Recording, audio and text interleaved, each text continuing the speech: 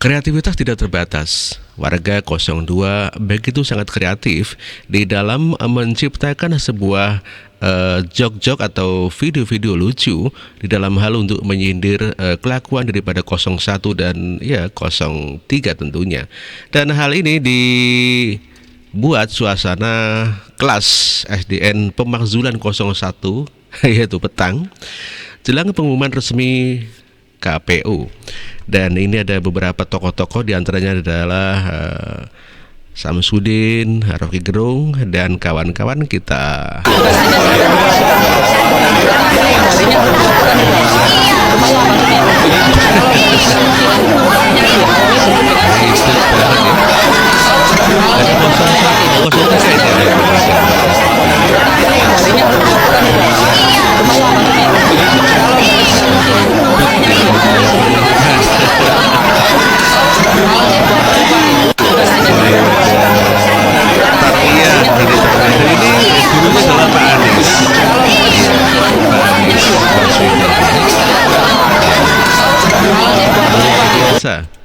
Ya sungguh kreativitas sekali ya, di mana ya ocehan-ocehan daripada pemakzulan oleh 01 dan 03 dijadikan lelucon oleh warga 02. Ini tentunya ya harusnya malu kalau begitu ya, karena walau bagaimanapun kalau cuma 16% ya tetap tidak bisa mengangkat. Tetapi kalau ya mungkin 50-50, 50-50 mungkin bisa dikatakan ya persaingan ya, ataupun bisa dibawa ke MK untuk mencari ataupun celah daripada kemenangan. Tetapi kalau selisihnya jauh sekali ya tidak mungkin lah. Refli Harun di orasi dalam demo di depan KPU ngamuk-ngamuk ya, di mana dia mengatakan baru beberapa jam itu sudah bisa diketahui hasil daripada pemilu. Ya, dia mengingkari dengan adanya ilmu dalam hal quick count begitu ya. Kita dengarkan orasi daripada Refli Harun.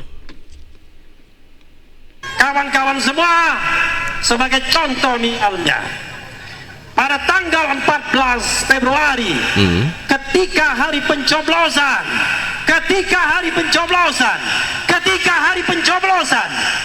hanya beberapa jam, 1-2 jam setelah penghitungan suara langsung diketahui hasil pemilu. Dan hasil pemilu itulah yang dijadikan panduan untuk selebrasi, dijadikan panduan untuk menitipkan sesuatu yang menjadi program pasangan calon 02 di APBN tahun berikutnya.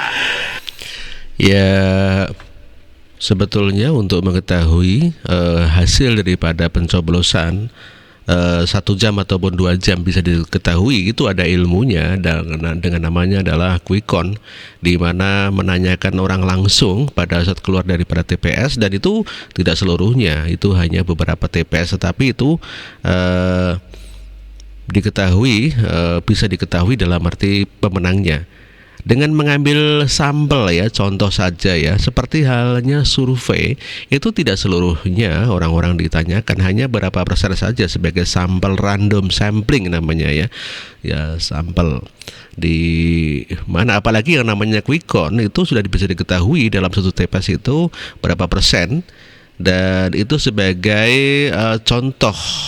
Dan dalam ilmu quick count atau ilmu survei itu bisa, itu ada ilmunya dengan metodologi gitu ya, multi-stage random sampling kalau tidak salah. Itu ilmu dalam hal untuk mengetahui sesuatu hal kemenangan ataupun kekalahan setelah diketahui dengan wawancara langsung dari pemilih yang baru keluar daripada TPS, itu namanya quick count begitu. Kalau real count berarti kan itu urusan KPU, sudah diketahui diambil daripada C1-nya. Namun demikian, Refli Harun kelihatannya tidak mau menerima dengan hasil itu. Padahal dia seorang dokter ya. Kenapa sih tidak percaya dengan ilmu-ilmu semacam itu? Maka ini sangat menganehkan. Bahkan Presiden Jokowi konon kabarnya sudah menitipkan 4 nama untuk masukkan kabinet 02. Mereka ini jangan-jangan membantu dalam kecurangan tersebut. Betul. Dengan segala ini Refli Harun kelihatannya sangat shock sekali dan iri ya. Kalau mungkin kalau ada yang menang dia akan dijadikan menteri, tetapi karena yang menang Prabowo maka dia tidak dijadikan apa-apa lagi.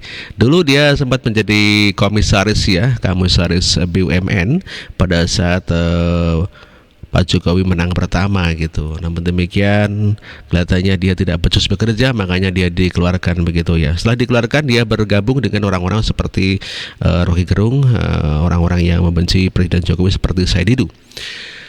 Dan kelihatannya Rocky Gerung masih berkutat dalam hal yang sama, masih iri kepada pemerintahan Presiden Jokowi.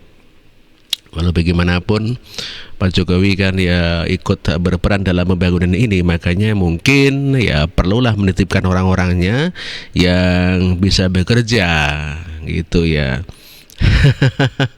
Pak Refli jangan gitu dong, ngamuk-ngamuk terus ya.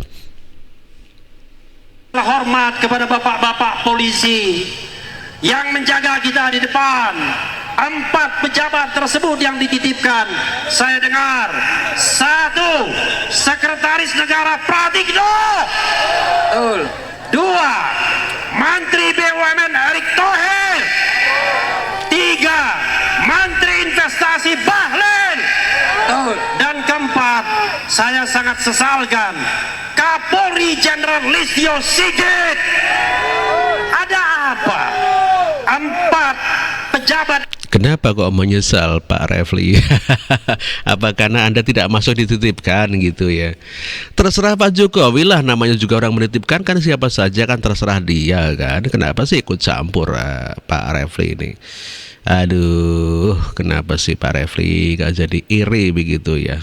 Pak Jokowi mau menitipkan siapa yang dianggap bisa bekerja di dalam kabinet nanti, itu kan ya namanya juga orang titip kan, ya siapa saja terserah nanti Pak Prabowo yang mau menggunakan ya kan. Jadi Pak Jokowi masih bagus lah namanya menitipkan, nggak memaksakan gitu ya.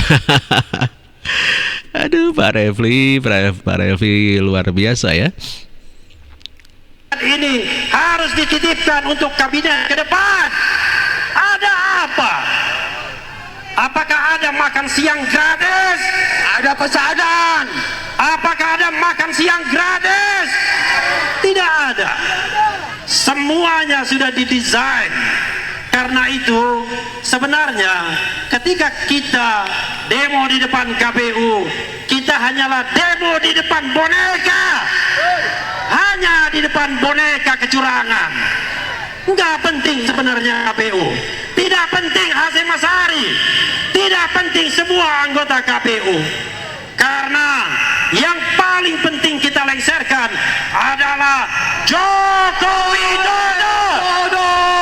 Kalau KPU tidak penting, kenapa Anda berdemo di depan KPU? Ini yang lucu, tidak sinkron antara ucapan dan tindakan. Seharusnya kalau Anda mengatakan KPU tidak penting, tidak perlu demo di KPU dong. KPU saja di depan istana, kenapa tidak dilakukan? Kok tidak sabar Pak Refli? Orang Oktober aja Pak Jokowi pasti lengser, tidak perlu didemo, tidak perlu dilengserkan. Kenapa gitu? Apa maksud dari tujuan Pak Refli itu apa? Apa ingin bergaining position gitu ya?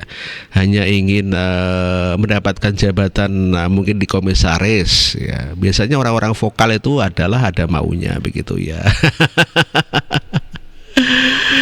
Aduh Pak Refli ya, lama sekali menjadi oposisi sehingga mungkin ingin merasakan masuk dalam di dalam mungkin ya seperti dahulu ya di komisaris, atau mungkin Pak Refli ingin menjadi Menkumham mungkin barangkali ya. Oke, saya kira kabar hari ini cukup sekian dulu. Terima kasih. Wassalamualaikum warahmatullahi wabarakatuh.